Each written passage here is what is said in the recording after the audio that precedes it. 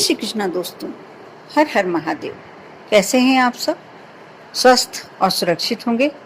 दोस्तों, धार्मिक ग्रंथों में पूजा के दौरान दीपक जलाने का एक विशेष महत्व होता है, सभी जानते हैं। और दीपक, ऐसा कोई घर नहीं है कि जिसमें दीपक प्रज्वलित नहीं होता है।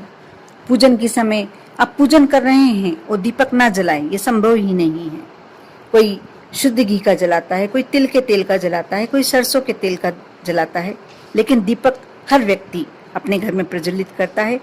और दीपक की रोशनी हमारे घर के अंधेरे को तो दूर करती ही है, हमारे जीवन के अंधेरे को भी दूर कर देती है। हमारे दीपक जीवन में एकदम प्रकाश और पवित्र प्रकाश उत्पन्न कराती है। जब हर देवी देवता की पूजन करते हैं, उस वक्त अलग अलग दीपक जलाए जाते हैं। अलग अलग दीपक काफी अपना महत्व रखते हैं। आटे का दीपक, मिट्टी का दीपक, धातु का दीपक, इसके साथ ही इसमें डालने वाली सरसों के तेल, तिल का तेल, घी का तेल, सबका अपना अलग अलग महत्व होता है। अगर आप शनिवार के दिन न्याय के देवता शनिदेव की पूजन कर रहे हैं, उस दौरान सरसों के तेल का दीपक जलाते हैं। लेकिन शनिवार के दिन दीपक जलाते समय आप एक बात का और ध्यान रखते हैं, तो वह दीपक और ज्यादा शक्तिशाली हो जाता है। अपनी प्रबल पॉजिटिव जो आप में ऊर्जा आनी चाहिए वह छोड़ता है और आपके जीवन को बहुत ही कष्टों से मुक्त कराता है। बहुत ही सारी ऐसी समस्याएं यदि आपके जीवन में है भी, तो सिर्फ इस वस्तु के डाल देने से दीपक में आप उन समस्याओं से मुक्ति पा सकते हैं।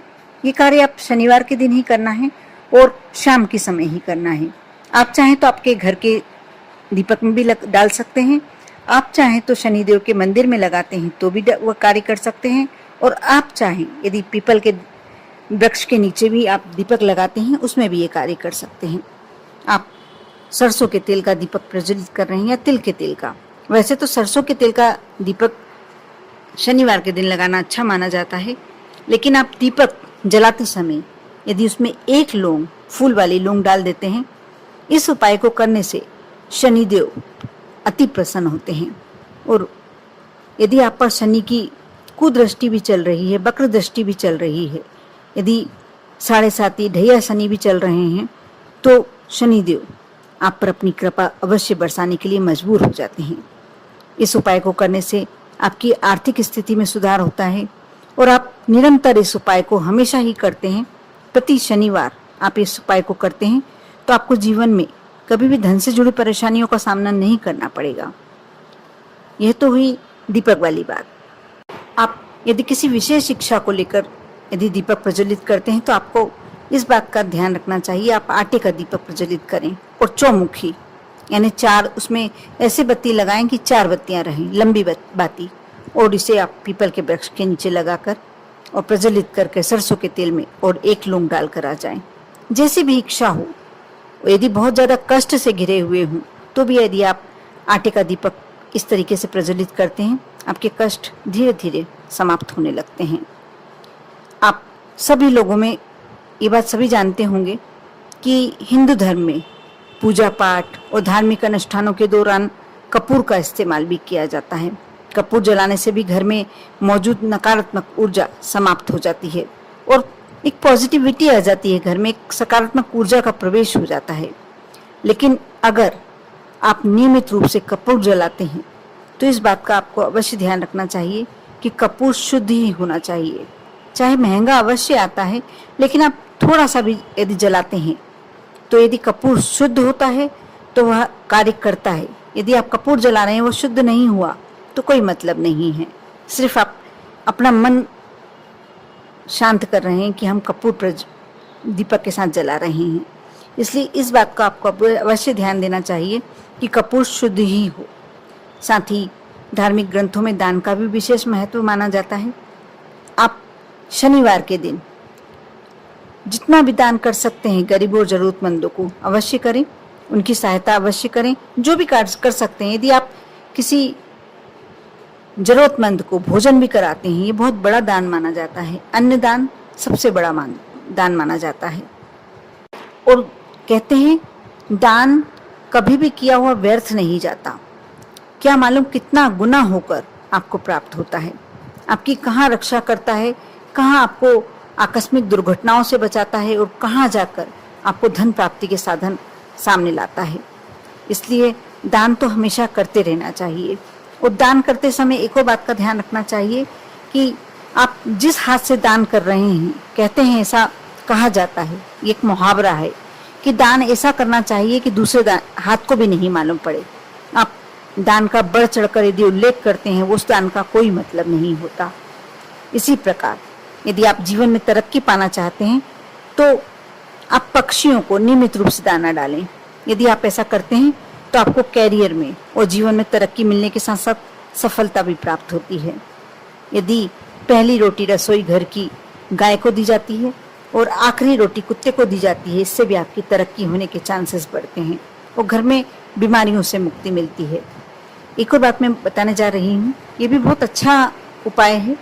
आप जब रोटी बनाते हैं, सबसे पहले गर्म करने हुए तवा रखते हैं आप, और तवा जब थोड़ा गर्म हो जाए उस पर थोड़े से 2-4 दूध के छींटे डाल दें।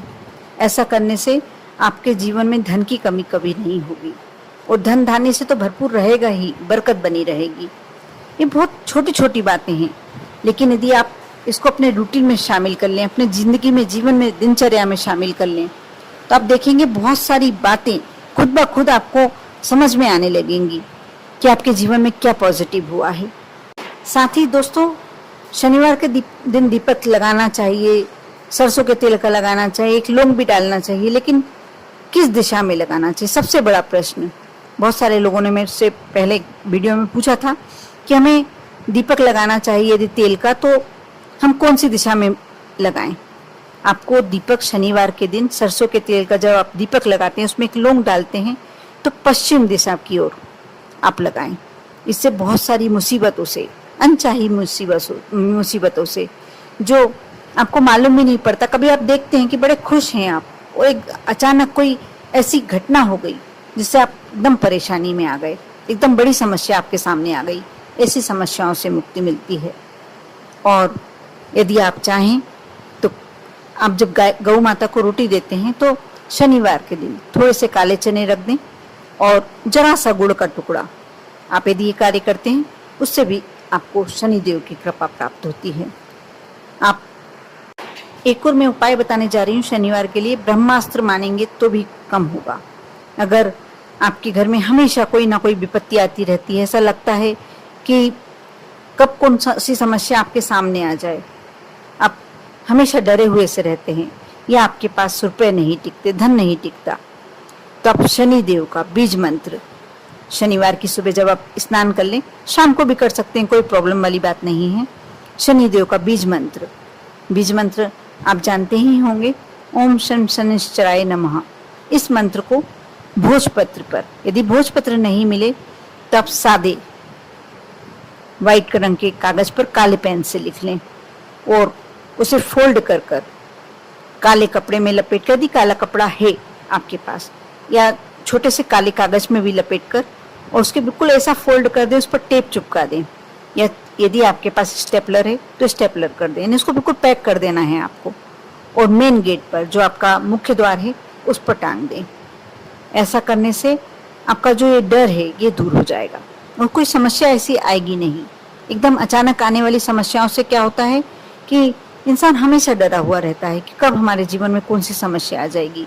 इसलिए यह यदि आप कार्य करते हैं तो समस्याएं धीरे धीरे, समस्याएं तो आएंगी, लेकिन जो बड़ी समस्याएं आपके जीवन में अचानक आ जाती हैं वह धीरे धीरे कम हो जाएंगी। कर देखें, विश्वास रखें और श्रद्धा रखें। यदि आप श्रद्धा और विश्वास के साथ कार्य करते हैं तो आपका हर कार्य सफल होता है। कर देखें। आप पर और आपके पूरे परिवार पर भोलेनाथ की कृपा हमेशा बनी रहे। ओम नमः शिवाय।